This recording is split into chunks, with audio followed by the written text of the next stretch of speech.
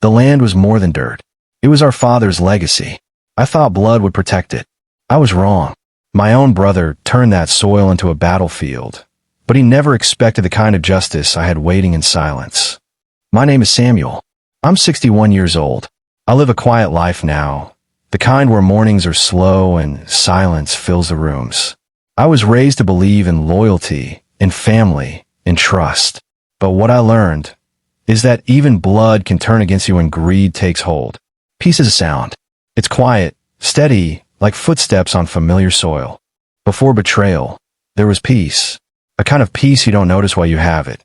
The kind that feels ordinary until it's gone. For me, that peace was tied to the land my father left behind.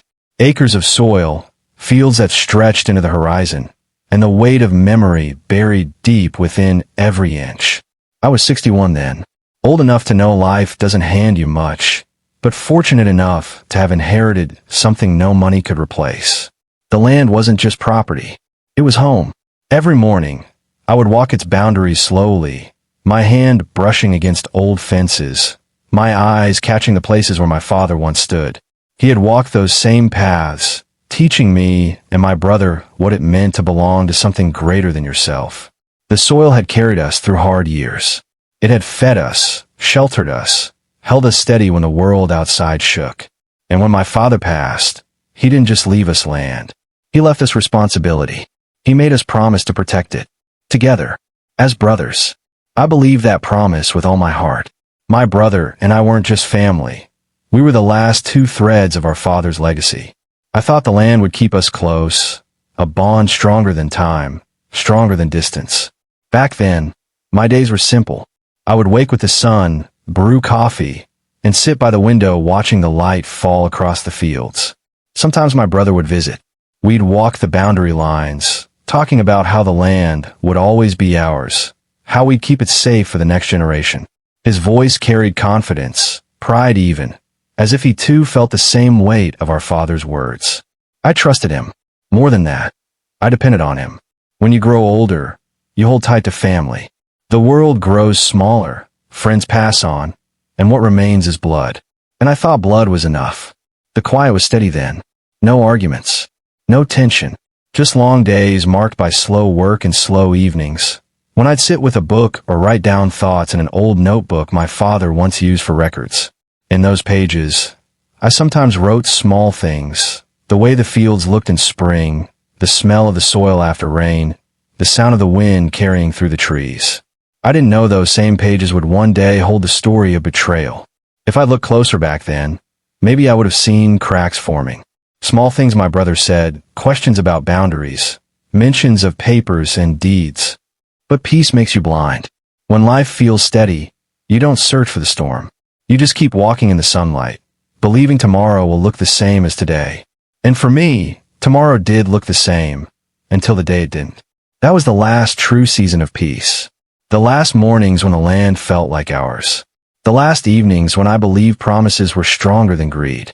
Looking back now, I can see how fragile it was, how quickly quiet can be stolen when trust is placed in the wrong hands. But in those days before the storm broke, I walked that land with calm in my chest. I thought nothing could take it from me. I thought nothing could break the bond between brothers. I was wrong. Betrayal doesn't arrive with thunder. It comes quietly, dressed as trust. The first cracks were small, so small I almost ignored them. My brother would bring up things in passing, questions about boundaries, surveys, the value of certain plots. At first, I thought it was normal curiosity. Land requires attention, after all. But there was something in his voice, a sharpness, a hunger, that didn't belong to memory or loyalty. He started showing up less, too. Our long walks around the property grew fewer. When he did come, he seemed distracted, his eyes always elsewhere. I'd find him standing near the southern fence line, staring across the boundary, as if imagining it belonged to him alone. One afternoon, I asked him straight out, "Is something on your mind?" He smiled, a thin smile that never touched his eyes. "Just thinking about the future, brother. You can't hold on to the past forever." The words unsettled me, but I brushed them aside. I wanted to believe he still valued what our father left us. I wanted to believe he still saw me as his brother, not an obstacle. But then the papers came. At first, they were just whispers. A neighbor mentioned seeing my brother in town with men from the courthouse. Another said they'd overheard talk of land deeds, signatures, legal transfers. I laughed it off. My brother wouldn't do that. Not him. Not to me. Until one morning, a letter arrived in my mailbox. An official seal. My name printed alongside his. The words cut sharper than any blade. Transfer of ownership. He had filed it behind my back. Claimed that the land was never meant to be shared. That it belonged solely to him.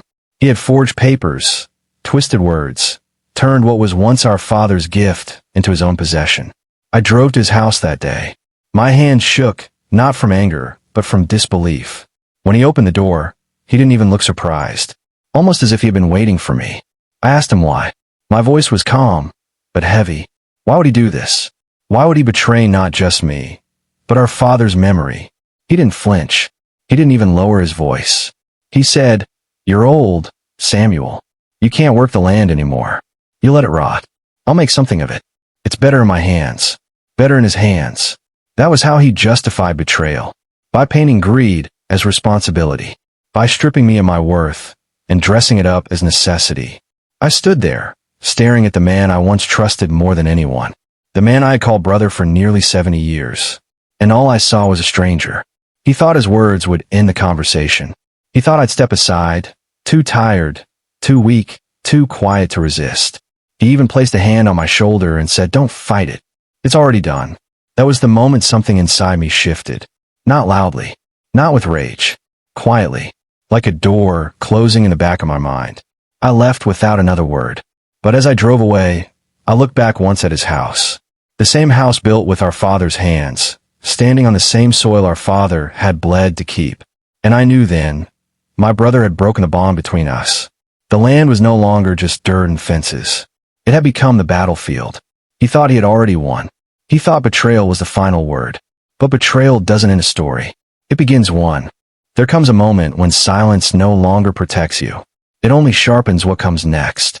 After the papers arrived, after the confrontation at his door, I told myself there might still be room for reason. Maybe my brother had lost his way, blinded by greed or pride, but surely he could be reminded of the promise we made to our father. I held on to that hope longer than I should have. Weeks passed, and I tried to reach him. I called. I wrote. Sometimes I'd drive to the land, hoping to catch him there, to talk face to face. But each time I saw him, the distance between us grew wider. His words sharper, his eyes colder. Then came the day I found survey stakes in the soil. Bright red flags marking off boundaries I didn't agree to. Pieces of our father's land divided like spoils of war. When I bent down to pull one from the ground, I noticed fresh tire tracks nearby. Heavy trucks had been there. Strangers on land that had never belonged to them. That was the moment my chest tightened, the kind of tightness that doesn't come from age, but from betrayal cutting too deep. I felt my father's voice in my head, steady and stern. Protected. Together. And now I stood alone, watching my brother tear it apart. I drove straight to his house again. This time, I didn't knock gently. I opened the door without waiting, and there he was, sitting at the table, papers spread out before him, pen in hand, signing away pieces of the land, as if it were his to give. "Enough," I said. My voice was low, but it carried weight. "This isn't yours to sell. You know it. I know it." And if father were here, he'd say the same. He didn't even look up at me, just kept signing. When he finally spoke, his words were colder than I'd ever heard. "Father isn't here, Samuel, and neither is your name on these papers." That was the breaking point. Not just the theft of soil, but the erasure of memory. The man who once stood beside me, at our father's grave now, denied the very bond we were built on.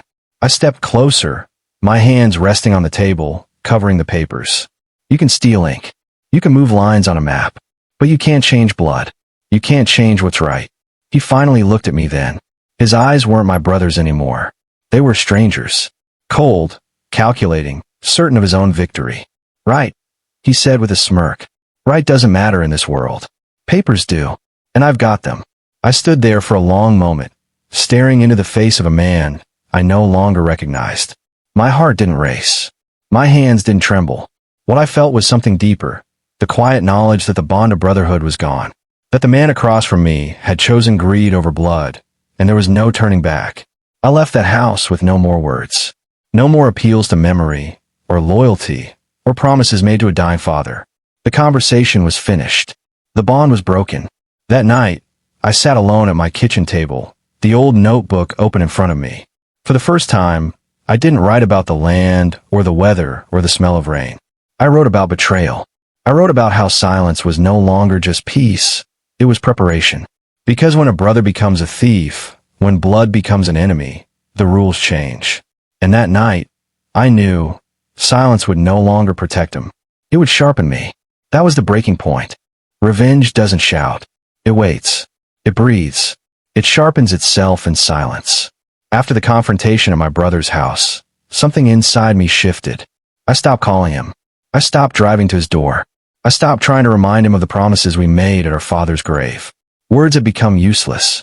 They slid off him like rain on stone. So I chose silence. From the outside, it might have looked like surrender, like an old man giving up the fight. But inside, silence was where my resolve began to sharpen. Silence is not weakness. It is the weight you carry before the storm breaks. I spent my days walking the land. Not all of it, just the parts that still breathe my father's memory. The oak tree we planted as boys. The stream where he used to rest his tired feet after long days. The soil that carried more than crops. It carried history, sweat, and the promise of bloodline. I would kneel there, touch the dirt, and remind myself, this is not just land, this is legacy. My brother didn't see it that way. For him, it was currency, property to be traded, pieces of paper to be signed and stamped. But to me, it was the last piece of our father still alive. That difference between us burned like fire in my chest. Neighbors began to notice. They'd see me sitting quietly on the porch, staring out across the fields for hours. Some thought I was mourning. Some thought I was tired. Nobody guessed that silence was shaping me, giving me clarity, hardening me in ways I hadn't known possible. At night, the silence grew heavier. I would sit at the same table where my father once told us stories, the same table where he divided bread between us. Now it was just me, a single chair pulled close, a notebook open in front of me. I didn't write pleas anymore. I didn't write about hope or reconciliation. I wrote about justice, about timing, about patience, about how a man can be undone not by loudness, but by what grows quietly in the dark. Each word was like a chisel against stone. My anger was no longer raw. It was measured, controlled, sharpened. I stopped arguing with my brother, but I watched. I listened. I learned who came to see him, which men in suits parked their shiny cars on the land, which workers marked off boundaries with their tape and their stakes. I spoke little, but I saw everything. And in that silence, I realized something important. My brother thought he had won. He believed my quiet meant defeat. He mistook patience for weakness. That was his blind spot, and it would cost him. Because silence is a weapon. It lulls your enemy into comfort. It makes them believe the fight is over, that you've stepped aside. Meanwhile, the truth grows in the dark, roots digging deeper, waiting for the right moment to break through. One evening, as I watched the sun sink low behind the oak tree, I felt it, the calm before the storm. My brother had no idea what silence had been doing to me. He thought I had vanished into old age, into loneliness. He didn't know silence had turned me into something else entirely. Something colder, something patient, something that would not forgive. I closed my notebook that night with steady hand. On the last page, I wrote just 4 words. He will not see. And with that, the silence was no longer just my refuge. It had become my strategy. Revenge isn't built in fire. It's carved slowly, like stone under a steady hand. The silence had done its work. It cooled my anger, sharpened my focus, and gave me time to see things clearly. Now it was time to move. Not loud, not rash, but slow, careful, precise. My brother thought he had closed every door. He believed his papers and his lawyers had buried me under signatures and seals. But I knew something he didn't. Our father's words carried more weight than ink. And our father was a man who believed in records. The first step of my plan was simple: memory. I dug deep into the drawers of my mind, recalling conversations I once ignored. My father telling us, "This land is for both of you. It's not to be divided, not to be sold." I remember the night he made us stand by the oak tree and swear that promise. I remembered who was there, who heard it, who could still carry those words forward. I took a notebook and started listing names. Old neighbors. Workers who had plowed the fields with us. Even a priest who had stood by my father in his final days. They were the living witnesses to his intent. Their voices would matter more than any false paper my brother waved in the air. Next came the documents. My father had been careful. He wasn't a man who trusted blindly. I searched through the old trunk he left behind, the one my brother never cared to touch. Inside were letters, maps, even receipts from decades ago. They were small things, notes about land taxes, sketches of boundary lines, signed in my father's own hand. To most, they would seem insignificant. To me, they were pieces of a larger puzzle. Evidence that the land was never meant to be stolen by one man. But I knew evidence alone wasn't enough. My brother was cunning. He had men in his pocket, people who would twist the truth for him. So, I had to move smarter. That's when I decided I wouldn't go at him directly. I'd go at the foundation of what he had built.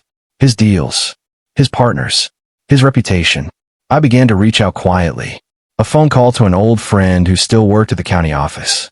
A casual visit to a lawyer I once helped years ago. I never spoke in anger, never in desperation. Only in facts, calm and steady. The kind of voice that made people listen. Piece by piece, the plan began to take shape. My brother had used shortcuts, rushed signatures, and shady deals to secure the land.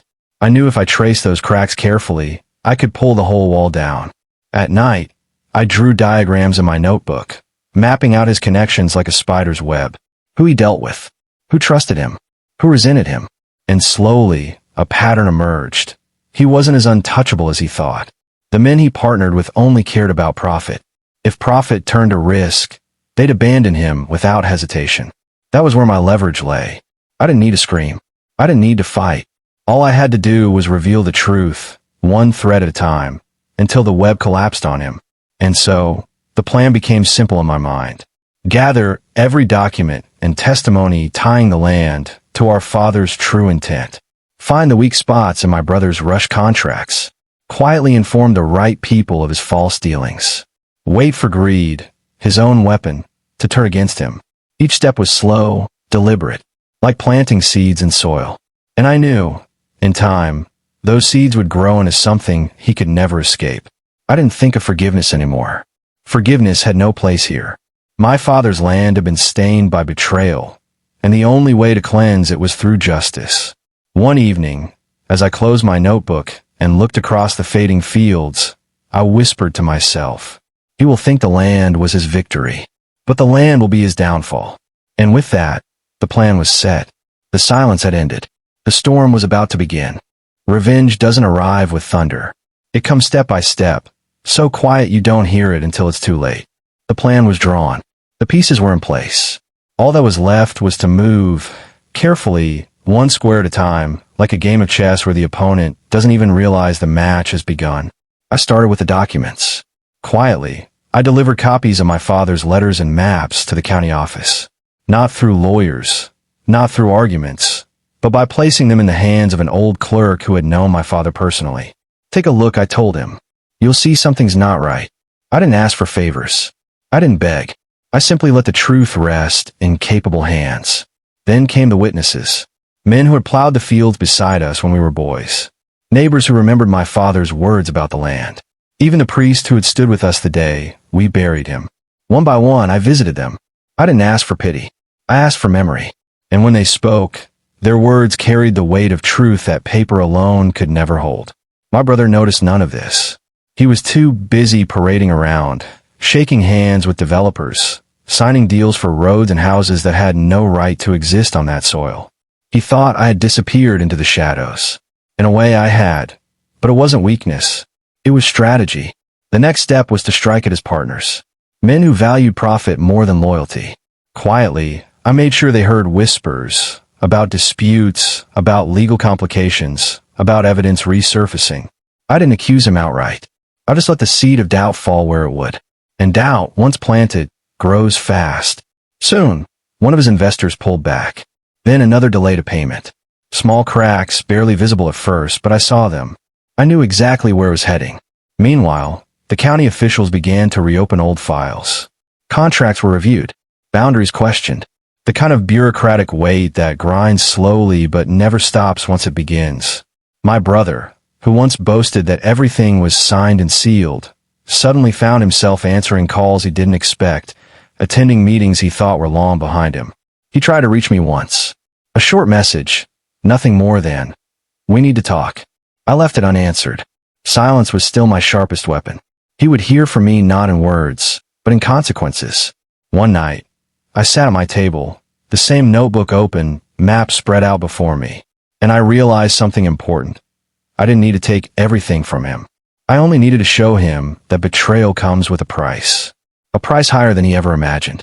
The more I moved, the heavier his world became. Partners left. Contracts stalled. Rumors spread. His smile grew thinner. His voice sharper. And all the while, I said nothing. Then came the turning point. A county official called a public hearing to determine the rightful ownership of the disputed land. My brother walked into that room confident, dressed in his fine suit, waving his stack of papers. But what he didn't know was that I had been there long before him, speaking quietly, calmly, placing the truth where it mattered. When the witnesses stood, when the letters were read, when the maps were laid out, I watched his face change. The color drained. The smile faltered. For the first time, he looked small, not as my brother, not as the thief who had taken what was ours, but as a man cornered by his own greed. And I didn't say a word. That was the execution.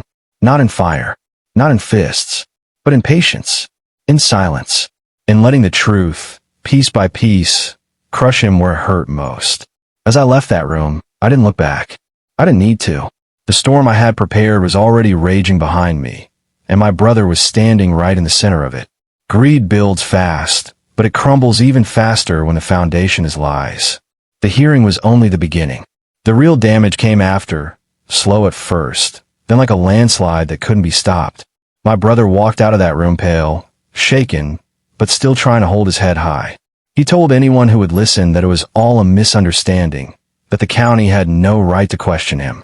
But the seed of doubt had already taken root, and it spread faster than wildfire. His investors began to vanish.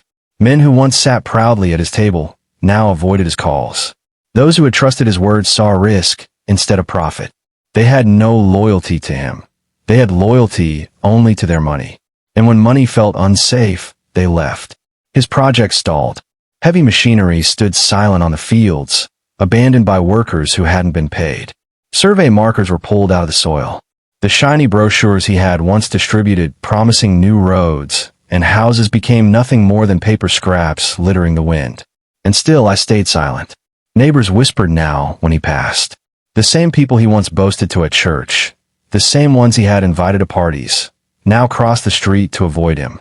They remembered my father's words, remembered the promise of the land, and they saw him for what he was, a betrayer, not a builder.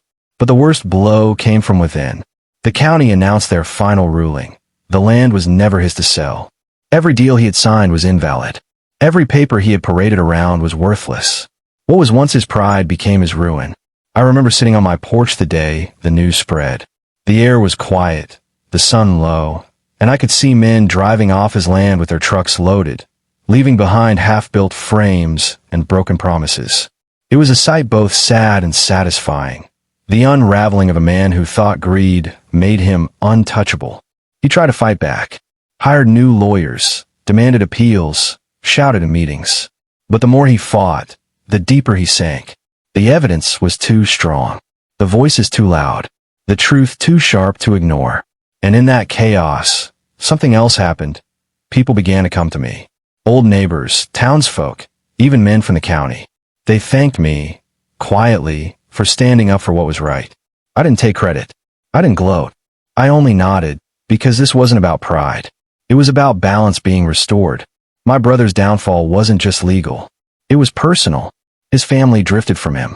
His friends turned to ghosts. The man who once strutted across our father's land, full of arrogance, was now seen wandering with his head lowered, a shadow of himself. I saw him once, standing alone by the oak tree. The same tree where our father made us promise to protect the land. He looked at it as if it mocked him, as if the memory of our oath weighed heavier than the papers he once clung to. He saw me across the field that day. For a long moment, Our eyes met. He wanted to speak, I could tell. But he didn't. He turned and walked away. And I let him. Because his downfall was complete. He had lost the land, the money, the respect. All that remained was silence. The same silence he once mistook for my weakness. But now, silence was his prison. And for me, it was justice. Betrayal doesn't just steal land. It steals trust.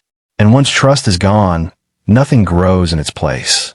I sit here now, older than I ever thought I'd be, watching the same fields that once divided us. The land stands quiet again. No heavy machines. No shouting workers. No false promises of concrete and steel. Just soil, grass, and the whisper of wind through the oak tree. Justice has a strange way of settling.